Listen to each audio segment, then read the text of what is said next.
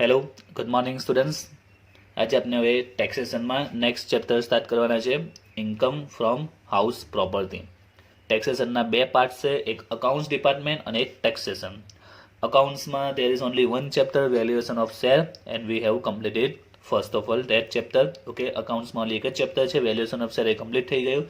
Now for taxation there are two chapters, એક salary income and second one income from house property. Today we are going to start income from house property. તો income from house property start કરીએ. સૌથી પહેલાં આપણે એક basic knowledge હોવું જરૂરી છે, જે આપણે ઓલરેડી સેમી 3માં જ્યારે કેપિટલ ગેઇન સ્ટાર્ટ કર્યું ત્યારે મેં ઓલરેડી તમને એક્સપ્લેન કર્યું હતું. આજે આપણે શોર્ટમાં પહેલાં એનું ડિસ્ક્રિપ્શન કરી લઈએ.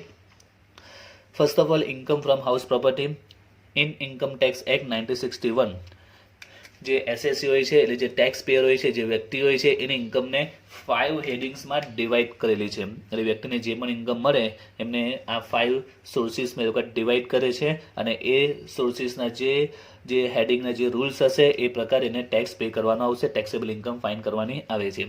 તો એસએસસીની ઇન્કમને ઇન્કમ ટેક્સ એક્ટ 1961 પ્રમાણે 5 પાર્ટ્સમાં ડિવાઈડ કરી છે. First of all salary income. I no very well what is salary income. Second, income from house property means જ્યારે કોઈ વ્યક્તિ પાસે એક કરતાં વધારે ઘર હશે પોતાના. Okay, if someone has a more than one own house, તો એવી સિચ્યુએશનમાં શું કરશે? બધા ઘરમાં પોતે રહેતો હશે? નો. સપોઝ કે એની પાસે 3 હાઉસ હશે, તો એકમાં એ પોતે રહેતો હશે, જ્યારે બાકીના 2 રેન્ટ પર આપેલા હશે, લેટ આઉટ આપેલા હશે.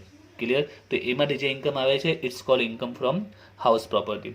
Capital gain we already learn this in semester 3.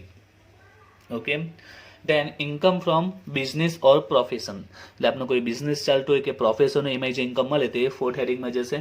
And last one income from other sources. એટલે કે જે ઇન્કમ આ 4માં નહીં આવશે, આ 4th હેડિંગમાં નહીં આવે, બધી ઇન્કમ કેમાં ચાલી જશે? અધર સોર્સિસમાં. તો કઈ આવે? સિમ્પલ છે, એફડીનો ઇન્ટરેસ્ટ મળે, બેંકનો ઇન્ટરેસ્ટ મળે, then we have participate in any competition and we won cash prize or we won lottery. Okay, એટલે જે આ 4માં નહીં આવશે, બધી ઇન્કમ કેમાં જશે? અધર સોર્સિસમાં. એટલે કે વ્યક્તિની ઇન્કમને એ લોકોએ 5 પાર્ટ્સમાં 5 હેડિંગ્સમાં ડિવાઈડ કરેલી છે, અને એ પ્રકારે એને ટેક્સ પે કરવાનો આવશે. તો સૌથી પહેલાં આજે આપણે જે સ્ટાર્ટ કરવાનું ઇન્કમ ફ્રોમ હાઉસ પ્રોપર્ટી, આપણે સેમિસ્ટર 4માં આપનો આ ચેપ્ટર છે. સેલરી ઇન્કમ એ પણ સેમિસ્ટર 4માં છે. એટલે 5 જે ઇન્કમના હેડિંગ્સ છે એમાં ફર્સ્ટ એન્ડ સેકન્ડ આપણે સેમ 4માં બનવાના છે. Capital gain we have already learn this semester 3, and 4 and 5th heading છે એ અત્યારે હાલમાં એમકોમમાં છે. એટલે આપણે જો તમે ફર્ધર સ્ટડી કરશો, માસ્ટર ડિગ્રી કરશો, એમાં તમને આ 2 ચેપ્ટર બનવાના આવશે. When we are study in SY B Com, જ્યારે અમે એસવાય બીકોમમાં હતા એ સમયે આ જે 5 હેડિંગ છે એ 5 હેડિંગ અમને એસવાયમાં બનવાના આવતા હતા. Okay, we learn this all heading, this 5 headings in SY BCom. Okay, in our time. Now we are going to start the chapter income from house property. Income from house property. હવે income from house property I already tell you, if someone has a more than one house, તો એક મકાન એ પોતાના personal use માટે, self resident માટે use કરશે, અને અધરને rent પર આપશે, એટલે કે લેટ આઉટ આપશે. સપોઝ કે એ નામનો પર્સન છે, he has a 3 house, house number 1, house number 2 and house number 3. જે નંબર 1 હાઉસ છે, જે પહેલું હાઉસ છે એ સેલ્ફ ઓક્યુપાઈડ છે. Self occupied means he stayed here. Okay, self resident છે, એ પોતે ત્યાં રહે છે. એન્ડ સેકન્ડ એ લેટ આઉટ આપેલા છે, એટલે કે રેન્ટ પર આપેલા છે. લેટ આઉટ મીન્સ રેન્ટ પર. Okay, let out means rent પર આપેલા છે. તો as per income tax act 1967 under heading income from house property, whatever income he earn from these 2 house, house number 2 and house number 3, એમાંથી એને જે income મળશે રેન્ટની income, એની calculation કરવામાં આવશે under the rules of income from house property. Income from house પ્રોપર્ટીના જે rules હશે એ રૂલ્સ પ્રમાણે એની ઇન્કમ, એને ટેક્સેબલ ઇન્કમ ફાઇન્ડ આઉટ કરવામાં આવશે. રેન્ટની જે ટેક્સેબલ ઇન્કમ રિસીવ થાય છે એ ફાઇન્ડ આઉટ કરી એના પર ટેક્સ પે કરવાનો આવશે. તો income from house property simple જ છે. જ્યારે કોઈ વ્યક્તિ પાસે એક કરતાં વધારે ઘર હશે તો કોમન છે એક ઘર એ પોતાના સેલ્ફ ઓક્યુપાઈડ પોતે પર્સનલી ત્યાં રહેતો હશે અને સેકન્ડ એ રેન્ટ પર આપેલા હશે. તો એનામાં જે ઇન્કમ મળશે, જે રેન્ટની ઇન્કમ આવશે એના પર એ ટેક્સ પે કરવો પડશે. તેના માટે ટેક્સેબલ ઇન્કમ ફાઇન્ડ આઉટ કરવામાં આવશે under the rules of income from house property. Clear? Now I tell you interesting point in this chapter. Suppose the બીજો એક પર્સન છે B. He has also 3 house. 1, 2 and 3. First house છે તે self occupied માટે use કર્યું છે. નાવ second house છે તે રેન્ટ પર આપ્યું નથી, એ બંધ જ પડેલું છે. Okay, he don't give this house for a rent and in a year or in a 6 month they go there and stay for a 5 days 4 days. બરાબર છે, વર્ષમાં કે 6 મહિનામાં 3-4 દિવસ ત્યાં સ્ટે કરે છે, એટલે કે ઇન શોર્ટ એ રેન્ટ પર આપેલું નથી. તો આપણને કેમ આવશે? સેલ્ફ ઓક્યુપાઈડમાં, because he stay there not much more time but he stay there for a 2 months, for a 2 days 5 days 1 week 2 week in a year, okay, or a 6 months in a year. Okay, એટલે rent પર નથી આપ્યું, self occupied છે. And third one he give as a rent, let out એટલે કે rent પર આપેલું છે. હવે આ સિચ્યુએશનમાં એની ઇન્કમ ક્યાંથી મળશે? He get income from house number 3. Okay, તો એને ટેક્સેબલ ઇન્કમ જો ફાઇન્ડ આઉટ કરવી હોય તો આપણે કયા હાઉસને કન્સિડર કરીશું, કયા હાઉસની ઇન્કમ કન્સિડર કરીશું? હાઉસ નંબર 3 કોમન પોઈન્ટ છે. But in the rules of income tax, income from house property, there is rules that if a person has a more than 2 house 3 4 5 whatever, in that case if he actually stayed in every house or 2 house 3 house, but in the rules but there is a rules that he can show only one house as a self occupied in income tax. Income ટેક્સમાં એક જ ઘરને self occupied બતાવી શકે છે. એકચ્યુઅલમાં ખરેખર રિયલમાં જો સેકન્ડ બી સેલ્ફ ઓક્યુપાઈડ હશે તો પણ એને શું બતાવશે? ઇન્કમ ટેક્સમાં એને રેન્ટ પર બતાવવું પડશે, અઝ્યુમ કરવું પડશે કે આ હાઉસ પણ કેના પર છે? રેન્ટ પર છે, એવું માનીને ચાલવું પડશે. તો આમાં તમે કહેશો કે સર આમાં તો જે તે બી છે એને તો લોસ થશે, અહીંયા તો એકચ્યુઅલી કોઈ ઇન્કમ મળી જ નથી. બટ ઇન્કમ ટેક્સ એક એવું કહે છે કે if he used 2 house for a self occupied or a 3 or a 4, okay, self occupied, in that case he can show only one house as a self occupied and other will be assumed that it give for a rent. બાકીને એવું માની લેવામાં આવશે કે rent પર આપેલા છે. એકચ્યુઅલમાં ભલે rent પર ન આપેલો તો બી એવું માની લેવાનું આવશે અને એની રેન્ટની કેલ્ક્યુલેશન પણ થશે, અઝ્યુમ કરશે. સપોઝ અહીંયા 5,000 પર મંથ રેટ ચાલતું હશે, જે એરિયામાં હાઉસ હશે તે, તો એની મંથલી યરલી ઇન્કમ, રેન્ટની ઇન્કમ 60,000 કન્સિડર કરવામાં આવશે એન્ડ ટેક્સેબલ ઇન્કમ એને કેલ્ક્યુલેટ કરવામાં આવશે. And if it's more than taxable income he have to pay tax. હવે અહીંયા તમને ક્વેશ્ચન થાય કે એકચ્યુઅલમાં તો 60,000 રિસીવ થયા જ નથી તો પછી ટેક્સ કઈ રીતે પે કરવાનો આવશે? તો આ રૂલ્સ છે, તો રૂલ્સ બનાવ્યો છે તો કંઈક રીઝન હશે, એમને તો બનાવ્યું નહીં હશે. બરાબર છે, તો રીઝન એ છે જો આવો રૂલ્સ ન હોય તો નોર્મલી વ્યક્તિ શું કરશે, પર્સન શું કરશે? સપોઝ અહીંયા આપણે વાત કરીએ ને, એકચ્યુઅલી રિયલ લાઈફમાં અત્યારે એવું થાય પણ છે, તમે જોયું પણ હશે. હાઉસ નંબર 1 2 અને 3 ફર્સ્ટ સેલ્ફ ઓક્યુપાઈડ છે, સેકન્ડ 2 રેન્ટ આઉટ છે. તો જે એસએસસી શું કરશે? એકચ્યુઅલમાં રેન્ટ આઉટ છે, બરાબર, but he so that he give as a self occupied. જો એને સેલ્ફ ઓક્યુપાઈડ બતાવી દેશે અને પણ સેલ્ફ ઓક્યુપાઈડ બતાવી દેશે તો એ ટેક્સેબલ ઇન્કમ એને રેન્ટ તો આવશે જ નહીં ને. તો આને બધા મિસયુઝ કરશે. એકચ્યુઅલમાં રેન્ટ પર આપેલો હશે તો પણ શું કહેશે કે ભાઈ સેલ્ફ ઓક્યુપાઈડ છે, અમને કોઈ ઇન્કમ નથી મળતી એટલે અમે ટેક્સ નહીં ભરીશું. આ રીતે એનો મિસયુઝ કરશે. So that there is a rule that if he has a more than one house uses for self occupied, he have to show only one house as a self occupied and other actualમાં rent પર આપેલા હોય કે ન આપેલા હોય they assume that they give as a rent. નહીં તો રૂલ્સ નહીં બનાવે, બધા એમ જ કહે કે ભાઈ અમારા સેલ્ફ ઓક્યુપાઈડ છે, અમે રેન્ટ પર નથી આપેલા, એકચ્યુઅલમાં આપેલા હોવા છતાં પણ ભાઈ તે મિસયુઝ કરી શકે છે, એટલે એના માટે આ રૂલ્સ બનાવ્યો છે. ક્લિયર? હવે આપણે સ્ટાર્ટ કરીએ કે ઇન્કમ ફ્રોમ હાઉસ પ્રોપર્ટીનું સ્ટેટમેન્ટ કઈ રીતે બનશે તે. તો statement showing computation of taxable income from house property, previous year આપનો હવે 90-20 અને એસેસમેન્ટ 2021 છે. તો સ્ટાર્ટ થશે ગ્રોસ એન્યુઅલ વેલ્યુથી.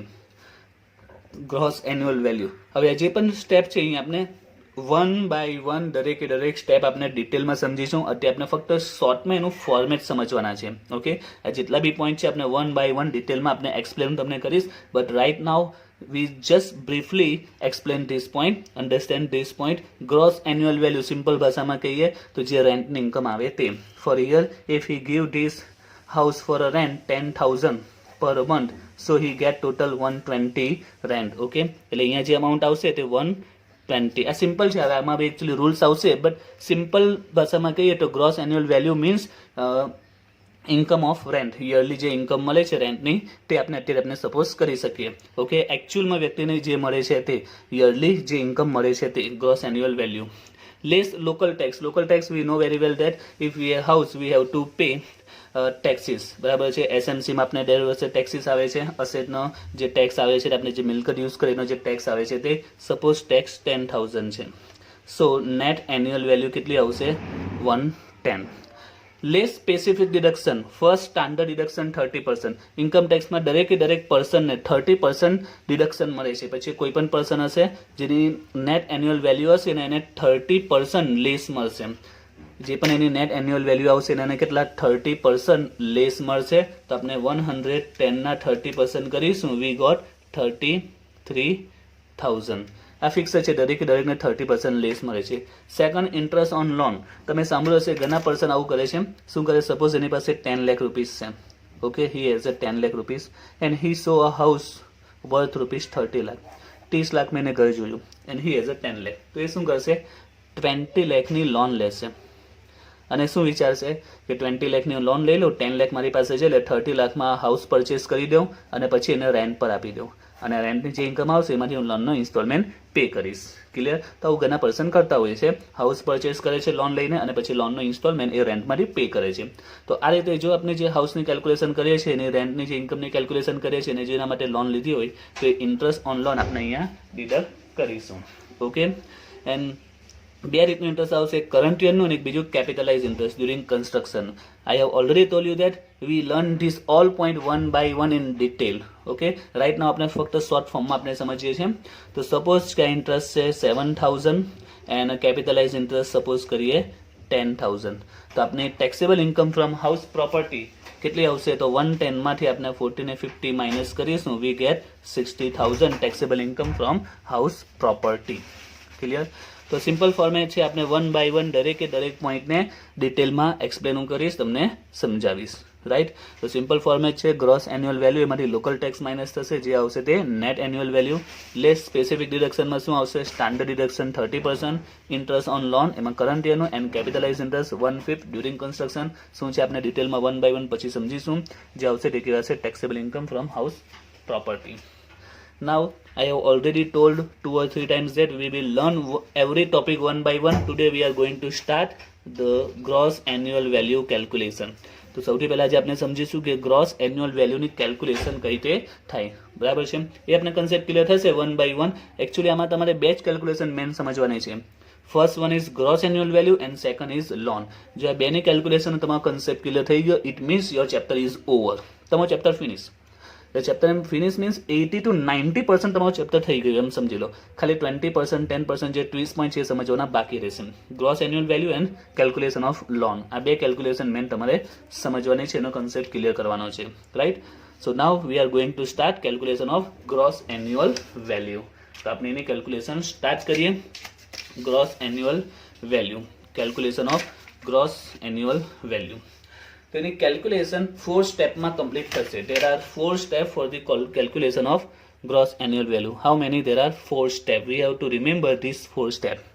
તમે કહેશો સર 4 સ્ટેપ કેટલી બધી ડિટેલ્સ છે, but look the video, watch the video till end and you will understand every step easily. Okay, પૂરો કન્સેપ્ટ ક્લિયર થઈ જશે અને આપણે એને પ્રેક્ટિસ પણ કરીશું એટલે તમારો કન્સેપ્ટ ગ્રોસ એન્યુઅલ વેલ્યુ એકદમ ક્લિયર થઈ જશે. તો first step is expected rent. પહેલું સ્ટેપ કયું છે? Expected rent.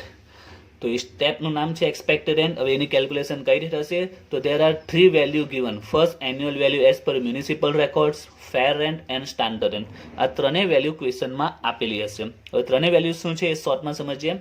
Annual value as per municipal tax. તો annual value as per municipal tax એટલે કે મ્યુનિસિપલ રેકોર્ડમાં આપની જે અસેટ છે એની કેટલી વેલ્યુ બોલાય છે તે. As per municipal records, what the value of our asset, our house, આપના હાઉસની વેલ્યુ મ્યુનિસિપલ રેકોર્ડ્સમાં જે વેલ્યુ હશે તેને આપણે અહીંયા દર્શાવીશું, જે ક્વેશ્ચનમાં આપેલી હશે, આપણે ફાઇન્ડ આઉટ નથી કરવાની. ફેર રેન્ટ એટલે કે નોર્મલી જે રેન્ટ ચાલતો હોય, જે ફેર એટલે કે વ્યાજબી કે ફેર રેન્ટ કેટલું. સ્ટાન્ડર્ડ રેન્ટ એટલે આપણે એવું કહી શકીએ કે નોમિનલ આ હાઉસનો એટલે એકચ્યુઅલી ફેર રેન્ટ અને સ્ટાન્ડર્ડ નોર્મલ બંને વચ્ચે માઇનર ડિફરન્સ છે. ફેર એટલે કે વ્યાજબી એટલે કે નોર્મલી 2000 સ્ક્વેર ફૂટની જગ્યા હોય અથવા ગ્રાઉન્ડ પ્લસ 1 ફ્લોર હોય, ફર્સ્ટ ફ્લોર હોય, તો નોર્મલી આટલું રેન્ટ હોવું જોઈએ. ઓકે, તો એને ફેર રેન્ટ કહેવાય. સ્ટાન્ડર્ડ રેન્ટ એટલે આપણે સમજીએ કે એરિયા પ્રમાણે. તમને ખબર છે સેમ હાઉસનું કોઈક એરિયામાં અલગ રેન્ટ હોય, બીજા કોઈ એરિયામાં અલગ રેન્ટ હોય, તો જે સ્ટાન્ડર્ડ રેન્ટ હોય છે તે એરિયા વાઇઝ જે રેન્ટ ચાલતું હોય તે. ઓકે, ત્રણેય રેન્ટ આપણે ક્વેશ્ચનમાં આપેલું હશે. હવે ત્રણેય રેન્ટનો જે આન્સર હશે, જે વેલ્યુ આપેલી હશે, એમાંથી કોઈ એક વેલ્યુ સ્ટેપ 1 નો આન્સર કહેવાશે.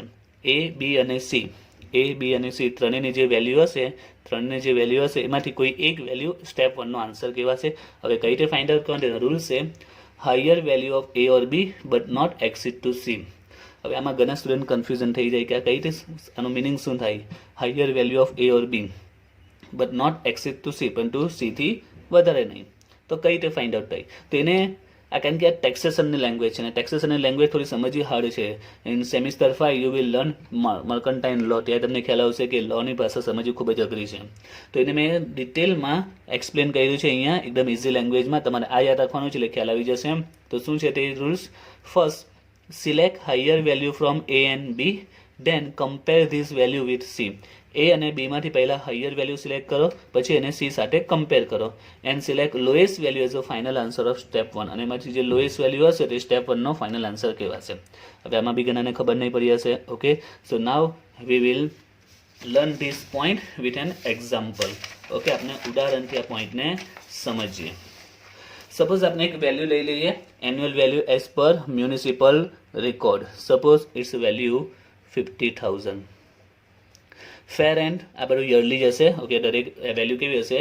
યરલી હશે. ફેર રેન્ટ પણ યરલી હશે અને સ્ટાન્ડર્ડ રેન્ટ પણ યરલી હશે. Suppose fair rent 70,000 and standard rent 65. Okay, now follow this rules. Rules શું કહે છે? Select higher value from A and B. Okay, A અને બી માંથી કઈ વેલ્યુ સિલેક્ટ કરીશું? Higher value. Select higher value from A and B. A અને B માંથી પહેલા તો આપણે હાયર વેલ્યુ સિલેક્ટ કરીશું. તો એ એન્ડ બી માંથી હાયર વેલ્યુ કઈ છે? એ એન્ડ બી માંથી higher value 50 and 70. Higher value is 70. Okay, first step શું છે? એ અને બી માંથી હાયર વેલ્યુ સિલેક્ટ કરીશું જે 70 છે. Then compare this value with C. હવે આ વેલ્યુને કોની સાથે કમ્પેર કરો? સી સાથે કમ્પેર કરો. એટલે જે 70,000 આવ્યો એને કોની સાથે કમ્પેર કરો? સી સાથે. And select lowest value as final answer. એટલે બેમાંથી લોએસ્ટ કઈ છે? તો લોએસ્ટ ઇઝ 65,000. એટલે સ્ટેપ 1 નો આન્સર આવશે 65. સિમ્પલ જ છે. એટલે આ જે રૂલ્સ છે એને ફોલો કરવાનો છે. બીજું કે આપણે એક્ઝામ્પલ લઈએ એટલે વધારે સારી રીતે કન્સેપ્ટ ક્લિયર થાય. હું શોર્ટમાં રાઇટ ડાઉન કરી દઉં છું. એ, બી, C 5,450 and 540. Okay, first step, select higher value from A and B. A અને B માંથી જે હાઈ હોય તે. તો A અને B માંથી હાઈ કઈ છે? 5 lakh. Okay, high value from A અને B. A અને B માંથી હાઈ વેલ્યુ છે 5 lakh. Then compare this value with C. પછી આ જે વેલ્યુ મળી એને કોની સાથે કમ્પેર કરો? સી સાથે. ઓકે, કમ્પેર ધીસ વેલ્યુ એટલે આ જે વેલ્યુ મળી 5 લાખ એને સી સાથે કમ્પેર કરો. And select lowest value. અને કઈ વેલ્યુ સિલેક્ટ કરવાની? લોએસ્ટ. તો બેમાંથી લોએસ્ટ કઈ છે? 5 લાખ છે. તો સ્ટેપ 1 નો આન્સર આવશે 5 લાખ. અનધર એક્ઝામ્પલ લઈએ આપણે. 2-3 એક્ઝામ્પલ લઈએ એટલે તમને કન્સેપ્ટ ખૂબ જ સારી રીતે ક્લિયર થઈ જશે. 35,000, 65 and 70. Okay, select higher value from A and B. A અને B માંથી જે હાઈ વેલ્યુ હોય છે તે A અને B માંથી હાઈ કઈ છે? 65. A અને B માંથી હાઈ. ફર્સ્ટ સ્ટેપ, A અને B માંથી હાઈ વેલ્યુ સિલેક્ટ કરીશું, ધેન કમ્પેર વિથ C. અને એમાંથી કઈ લઈશું? લોએસ્ટ. લોએસ્ટ કઈ છે? 65. એટલે આન્સર આવશે સ્ટેપ 1 નો આન્સર 65. તો સિમ્પલ સ્ટેપ છે. First of all compare A અને B. એમાંથી હાઈએસ્ટ સિલેક્ટ કરો, then compare it with C and lowest select કરો. અગેન વન ઓર એક્ઝામ્પલ આપણે લઈએ. 18,000, 15,000. અહીંયા ડેશ છે. નોર્મલી એ બી અને સી ત્રણેયની વેલ્યુ તમને ક્વેશ્ચનમાં આપે, કોઈ વાર સપોઝ કોઈ વેલ્યુ નહીં આપે તો આપણે આપણા રૂલ્સને ફોલો કરીશું. જો કોઈ વેલ્યુ ન હોય તો એને ઇગ્નોર કરો કે એ છે જ નહીં. હવે આપણા રૂલ્સ શું કહે છે કે એ અને બીમાંથી હાઈએસ્ટ સિલેક્ટ કરો. હવે એ અને બીમાં બી તો છે જ નહીં, તો એ જે વેલ્યુ બની જશે. ફર્સ્ટ સ્ટેપનો આન્સર 80,000 આવી જશે. ફર્સ્ટ સ્ટેપ મીન્સ એટલે કે આમાં આપણે જે સ્ટેપ ફોલો કરીએ છીએ એમાં આપણે જે અંડર 2 સ્ટેપ ફોલો કરીએ છીએ એમાં બીની વેલ્યુ છે જ નહીં, તો એને ઇગ્નોર કરો. તો એ અને બીમાંથી હાઈએસ્ટ કઈ કહેવાય?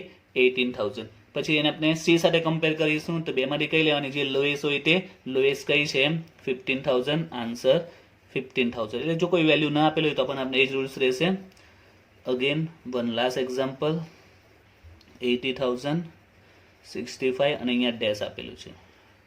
તો સ્ટેપ 1 નો આન્સર શું આવશે? તો પહેલું સ્ટેપ એ અને બી માંથી હાઈએસ્ટ વેલ્યુ સિલેક્ટ કરીશું. એ અને બી માંથી હાઈએસ્ટ વેલ્યુ એ છે.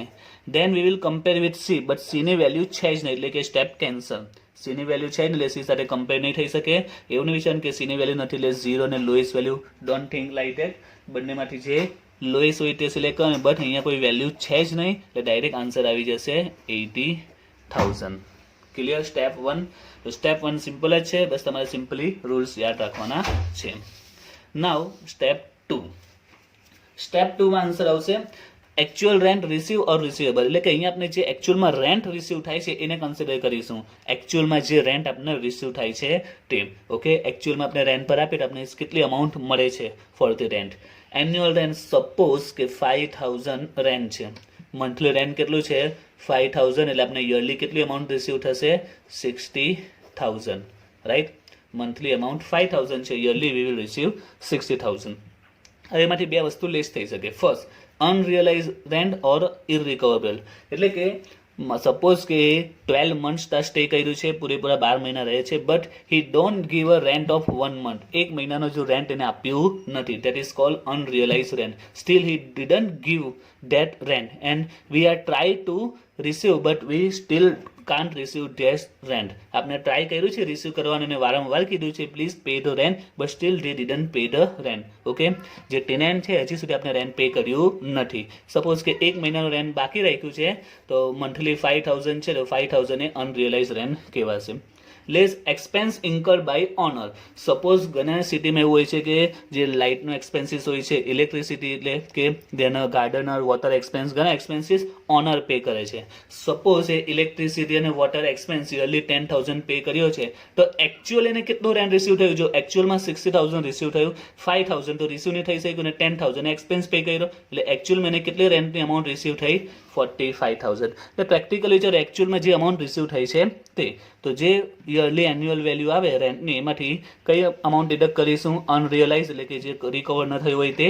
And second, expense incur by owner. એમાં કયા કયા એક્સપેન્સીસ આવી શકે? Remember this expense like that liftman salary, electricity, water expense, gardener salary etcetera. Okay, તો first step and second step clear. Now the third step. Third સ્ટેપમાં આપણે કોઈ calculation નથી કરવાની, તમે જો ખ્યાલ આવી જશે. Higher of value determine under step 1 and 2. Okay, 1 અને 2 માંથી જે હાયર વેલ્યુ હોય તે આપણે કન્સિડર કરીશું. સપોઝ સ્ટેપ 1 નો આન્સર છે 60,000. સ્ટેપ 1 નો આન્સર કેટલો છે? 60,000.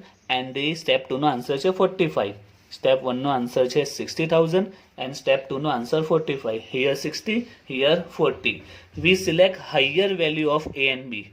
Sorry, 1 and 2. 1 and 2 માંથી જે હાયર વેલ્યુ તે કન્સિડર કરીશું. Here there is a 60, there is a 45. તો બેમાંથી હાયર વેલ્યુ કઈ છે? 60. તો સ્ટેપ 3 નો ડાયરેક્ટ આન્સર આવી જશે 60. એટલે સ્ટેપ 3 માં આપણે કોઈ કેલ્ક્યુલેશન કરવાની નથી. સ્ટેપ 1 અને સ્ટેપ 2 માંથી જે હાઈએસ્ટ વેલ્યુ હોય તે આપણે લઈ લઈશું. નાઉ સ્ટેપ 4, જે આપણે ગ્રોસ એન્યુઅલ વેલ્યુ મળશે જેને આપણે કેલ્ક્યુલેશન કરીએ છીએ તે, તો એ પણ સિમ્પલ જ છે. તો ગ્રોસ એન્યુઅલ વેલ્યુમાં શું કરીશું? વેલ્યુ ઓફ સ્ટેપ 3 એટલે કે સ્ટેપ 3 ની જે વેલ્યુ મળી છે, સ્ટેપ 3 ની જે વેલ્યુ મળી છે એમાંથી આપણે લેસ કરીશું loss of rent due to vacancy. And we know very well what is vacancy, એટલે કે મકાન ખાલી પડ્યું હોય. ઓકે, સપોઝ 6 મંથલી 5,000 રેન્ટ છે. Okay, 5,000 rent monthly. અને જે ટેનન્ટ છે he stay only for 11 month. Okay, after 11 month is over તો એ વેકેન્સી એટલે કે ખાલી કરીને ચાલ્યો જાય છે. તો આપણે કેટલો લોસ થયો? 1 મંથનો લોસ થયો. If he stay four 1 month more we can get 5000 monthly rent. બની શકે છે આપણે રેન્ટ પર જ્યારે હાઉસ આપેલું હોય તો કોમન સેન્સનો પોઈન્ટ છે, જરૂર નથી કે 12 મંથ પૂરેપૂરા આપનો જે હાઉસ છે રેન્ટ પર હોય. નોર્મલી આપણે ખબર 11 મંથનો કોન્ટ્રાક્ટ થાય છે, 11 મંથ ઓવર થઈ જાય તો એ ખાલી કરી દે છે, તો 1 મંથનો આપણે લોસ થઈ શકે છે. ઓકે, 1 મંથ કે 2 મંથ એવું પણ બને કે આખું યર આપણું ખાલી રહેવું પણ બની શકે છે. 2 મંથનો પણ લોસ થઈ શકે, 3 મંથનો ક્વેશ્ચનમાં આપેલું હશે 3 મંથ્સ મકાન ખાલી હતું, 4 મંથ્સ વેકેન્ટ હતું. ઓકે, તો જેટલા મહિનાનો વેકેન્ટ હોય એટલો આપણે લોસ થશે અને એટલું આપણે રેન્ટ માઇનસ કરી દઈશું. સપોઝ 1 મંથનું આપણે હજુ રેન્ટ નથી મળ્યું, મીન્સ 1 મંથ આપણું મકાન ખાલી હતું, વેકેન્ટ હતું, તો આપણે 5000નો લોસ થશે. એ 5000 માઇનસ કરીશું તો આપની ગ્રોસ એન્યુઅલ વેલ્યુ કેટલી કહેવાશે? 15000. ઓકે, તો આ રીતે આપણે ગ્રોસ એન્યુઅલ વેલ્યુ મળશે, જે આપણો જે એકચ્યુઅલ સ્ટેટમેન્ટ છે એનો ફર્સ્ટ આન્સર છે 55,000. Then we follow the again following step. Clear? તો ફર્સ્ટ ઓફ ઓલ આપણે કેલ્ક્યુલેશન સમજવાની હતી gross annual value, and we understand this very well. Now in the next video I will explain again this with example. આપણે દાખલા જોઈશું gross annual વેલ્યુની કેલ્ક્યુલેશનના, because I already told you before there is a two most important calculation. The first one is gross annual value and second is interest on loan. Okay, આ બે calculation તમારી complete થઈ જાય એટલે chapter તમારું 70 to 80% over થઈ ગયું છે. એટલે હવે નેક્સ્ટ વિડીયોમાં આપણે હવે ગ્રોસ એન્યુઅલ વેલ્યુના સમ જોઈશું કે રીતે ફાઇન્ડ આઉટ થાય છે આ સ્ટેપ પ્રમાણે. ક્લિયર?